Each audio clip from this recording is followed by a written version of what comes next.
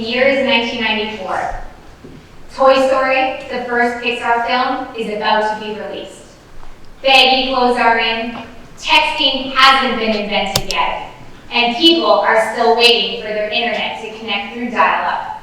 And my Tamagotchi was thriving. I was in 3rd grade at St. Christopher's Elementary School. I played soccer 5 days a week, and my biggest worry was saving up my allowance to buy the next Beanie Baby, a long-term investment I thought would pay off when they were worth a fortune one day. I lived a 6-minute bus ride from school. Every morning, I'd wait at the bus stop with the other students for the school bus, which was rarely, if ever, on time. We were a lower middle-class family living in a trailer park off a 6-lane main highway that ran through town. You'd call it an interstate here in Georgia. Now, that morning, I was running way behind. I woke up late, which was unusual. And I remember not being able to find my favorite sneakers or my homework folder. I burnt my toast and I had to remake it. I remember my parents telling me, if you miss that school bus, you are grounded until you're 40. Now, some would say that these were signs from the universe, some unknown force telling me to miss the school bus that morning. There are many stories of this happening to people who should have been where disasters happened. People who called in sick on September 11th, or that couple who missed their flight on January 5th on the Boeing 737 where the door blew off exactly where they were supposed to be sitting. But I love school, and I wasn't missing that bus. I left the house that morning with 2 pieces of buttered toast with maple syrup. So Canadian. Although you're not allowed to eat on the school bus, I weighed my options. I decided to hold on to the toast for the 6-minute bus ride and eat it at school before my classes started. The toast is important to the story, I promise. Our bus driver, Mrs. Trotter, she was a great bus driver. She knew all our names, she asked about our lives, she really cared about us. You could feel it. She assigned us all seats on the bus, and she wrote our names on these little animal-shaped cards and put them above our seats. Mine read Kyla, written in blue Sharpie. Now, the rules of the school bus are the same as they are now. The cooler you were, the farther back you sat on the bus. I had managed to make it 4 seats from the back. The 5th and the 6th graders, deemed the coolest of us all, were seated at the back of the bus. Now, to understand what happened next, you have to understand how school bus laws were enforced in 1994. The Canadian Motor Vehicle Safety Standards were written in the late 1980s and early 1990s. These standards set requirements for the construction of all school buses. You might recognize some of them. Flashing lights and stop arms to alert drivers of people getting on and off the bus, high back seats with extra padding. There's steel reinforced plates on top of the bus and reinforced windows in case of a rollover or an accident.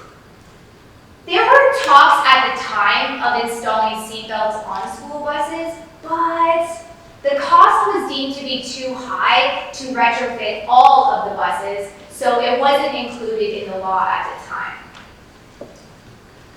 All of these things are great, and they probably save lives, but none of them were on my school bus. Being a small town from Northern Ontario, I don't think anyone was paying attention to emergency exits or the seats or the windows on our school bus. Nothing had ever really happened before. Now that morning, I made it just in time. I ran down the street with my big backpack, toast in hand, just as the bus pulled to a stop. I got on the bus and someone was in my seat. I was mad. I had earned that seat, and some 6th grader was sitting in it. She told me off in the way that 6th graders do, and I begrudgingly sat 3rd from the front, plotting my revenge or whatever third grade revenge could mean. I used to think that my thoughts had power, that I actually caused what happened next. The bus route. It would never exist today, and it's actually a direct result of what was about to happen. This is the highway. 3 lanes going north towards the town, 3 going south towards Toronto. The speed limit is 90 kilometers an hour, but most people went 120. Our bus had to cross all 6 lanes of traffic to get to this street perpendicular here. Now, the crash report said that the sun was so bright that morning that Mrs. Trotter didn't see the fully loaded dump truck traveling northbound on the highway. And maybe that's true. But in reality, no school bus carrying 20 children should ever cross 6 lanes of interstate. It wasn't her fault. And it's a surprise that something hadn't happened sooner. The truck T-boned the bus, directly in my assigned seat, instantly killing Tammy, the 6th grader. The whole thing took about 6 seconds, but I remember every detail. We rolled. Mrs. Trotter was the only passenger wearing a seatbelt. The rest of us were like sardines in a tin can being shaken around. I ended up about 4 seats away on the ground, glass everywhere. I'll spare you the details, but I ended up being the least injured on the bus that day. A broken arm, glass in my skin, silence. My first thought was the toast. I looked up and there it was. It had amazingly remained on the seat. I was afraid that someone would see it and I would get in trouble for bringing food on the bus, so I quickly covered it with my sweater. I remember telling the EMT that I was sorry for breaking the rules and making him promise to not tell anyone about the toast. I was adamant that he not reveal my secret, and he promised me he wouldn't as he escorted me out of the broken window on the now roof of the bus. Now, they assumed that Kyla was deceased based on the names that were on top of the seats. It wasn't until hours later when my parents arrived that the names were confirmed. Years later, accident experts testified that there would have been fewer casualties if we had been wearing seatbelts that day, and fewer life-altering injuries for those seated at the back of the bus. Because of the low-height seats and unreinforced windows, a few students were thrown from the bus through the shattered windows that had broken on impact. The long-term implications of that crash changed school bus safety laws all over Canada, things you probably take for granted today. The ensuing lawsuits from the victims' families pushed new legislation in the province of Ontario and later federally across Canada. Years later, it was cited in the United States legislation to make school buses safer for all children. And these are the school bus safety laws that you are familiar with now. All seats are equipped with a 3-point over-the-shoulder seatbelt, one for every child. School buses are only allowed to turn left through 2 lanes of traffic and never on a highway. All buses are equipped with an emergency safety hatch in the roof and emergency exit windows. There's improved visibility for bus drivers to see through windows so they can see oncoming traffic. And all school buses require safety crash testing.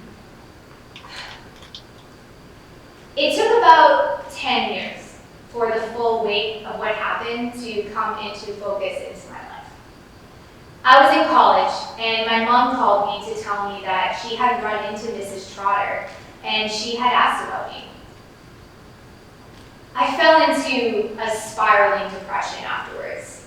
The full realization that I was supposed to be in that seat. It had my name on it, and I was supposed to die that day. I realized that I had to make my life have meaning. I had to do something. I spent the last 15 years traveling the world, seeing all the places that Tammy never got to see. Diverse recovery means understanding that no two people heal in the same way. Some find peace through action, others through reflection. Some seek therapy, while others find solace in silence or service. There's no timeline. There's no checklist. What matters is that we try. Tragedy carves a space in us that will never fully heal. But within that space, we can plant something meaningful. I chose travel, connection, remembrance, and most of all, advocacy for school bus safety. The key is to let the pain shape us, but not define us. To find a space, however small, to make our lives worth the cost of what was lost. Recovery doesn't have to be loud or perfect. It's a journey we all take at our own pace. Every year, on the anniversary of the crash, I find a graveyard in the city that I'm living in. I find a grave of a child around Tammy's age, and I place flowers and a piece of toast on the gravestone. And I say, I'm sorry. I'm sorry for not fighting harder to get my seat back that day. I'm sorry for getting mad over something so insignificant. And I'm sorry for breaking the rules and bringing the toast on the bus. And I promise to live each day like it's my last. For the both of us. Thank you.